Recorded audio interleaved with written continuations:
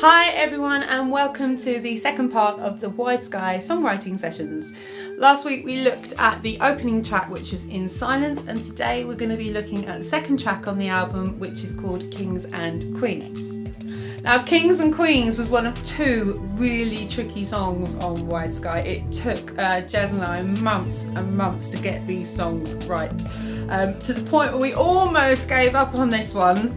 There are many different incarnations of this song sitting on my hard drive until we got to the one that you hear now, which I have to say I'm quite proud of. So initially the idea for Kings and Queens comes from this book here, which is called An Intimate History of Humanity.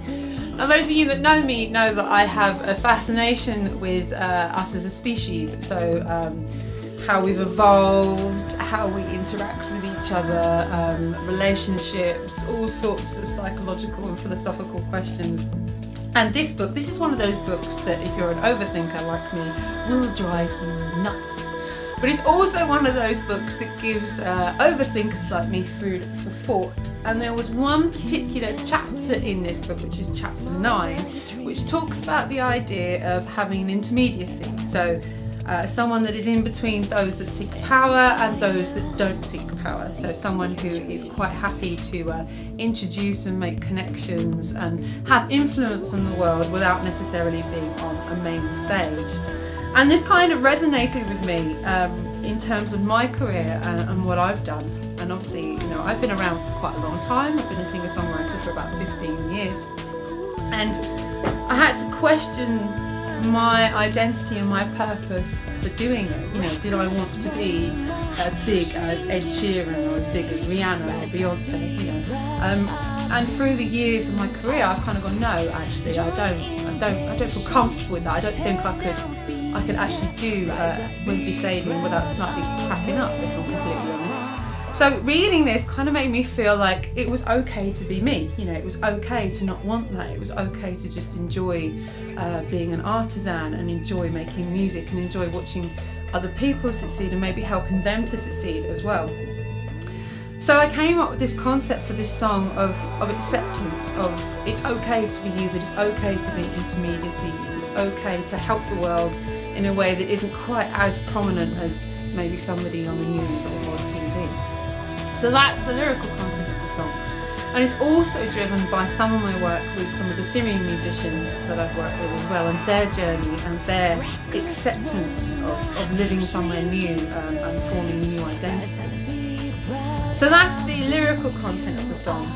As for the musical content of the song, well, again, I wanted to create something that was wide in terms of soundscape and something that you could immerse yourself in, but something that would take you on a journey and lift you to a climax point. Something that would help you to relax, but would then make you feel quite euphoric. So again, fiddling about with the music program Logic and with the plugin Alchemy, I found some sounds and some interesting things that I quite liked. The first one being this slightly sleazy, weird sounding which you'll hear better on the computer than I can sing it. And I loved this, and I thought that's just such a great introduction. So I layered that up with some loops and put down some initial ideas.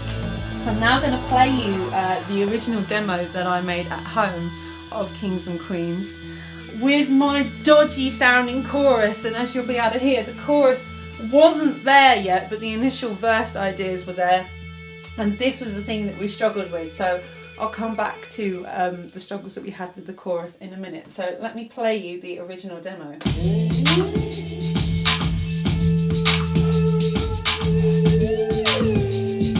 And there it is.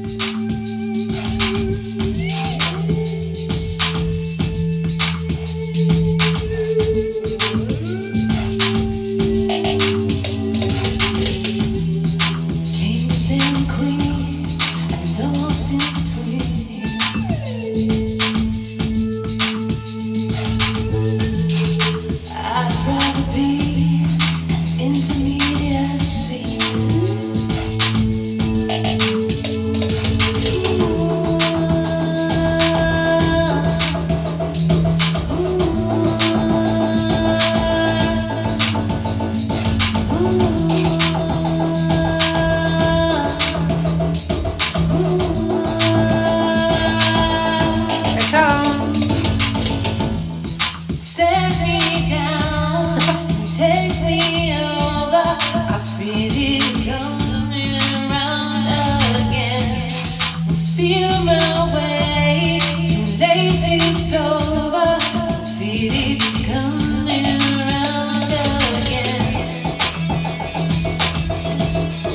have it. That's my Madonna moment.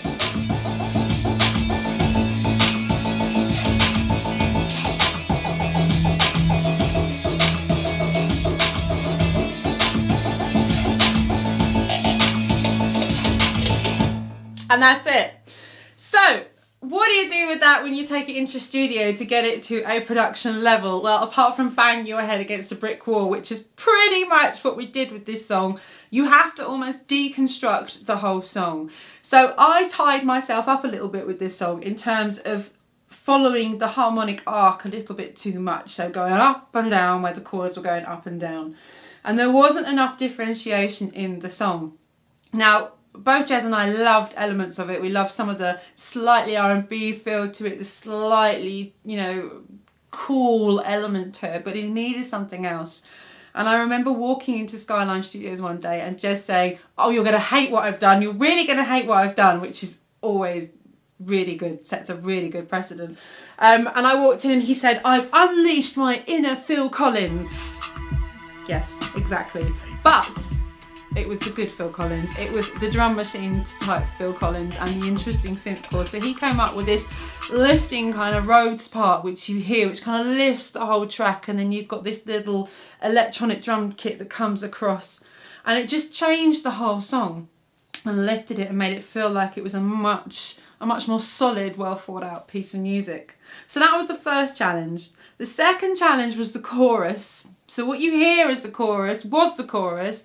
And then we ditched that and we came up with a whole new chorus, which switches instead from A to E minor to D major, just to try and lift the song again. So we lived with this for a bit. I didn't like it, Jez didn't like it, went away. Thought we'd use the oohs, the oh as the chorus. That wasn't strong enough. Came up with a middle eight section to try and work on a sort of folk structure, and that didn't work. But the thing that did work from the middle eight section was that change to the D major.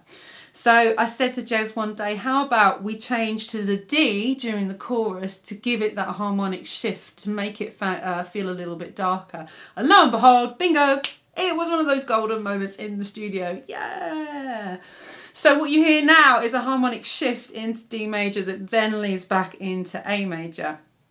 The other thing that we found when we did this shift was it gave us space at the end for the song to really lift and take off. So this is my climax point.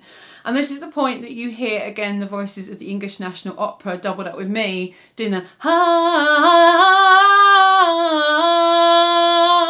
again with some of my electric guitar parts all moulding in together and creating this big wall of sound until the whole piece just peters out and gently recedes back. So that was a great moment to have them in there again singing, and it was a nice way to tie it into the introduction track in Silence.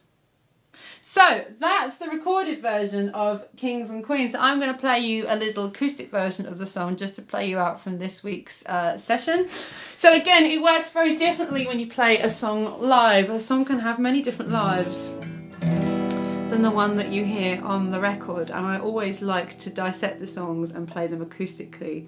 Now in terms of this song, I had to take the song from the record and work it out to play it on the guitar for the live shows, and this is how it sounds.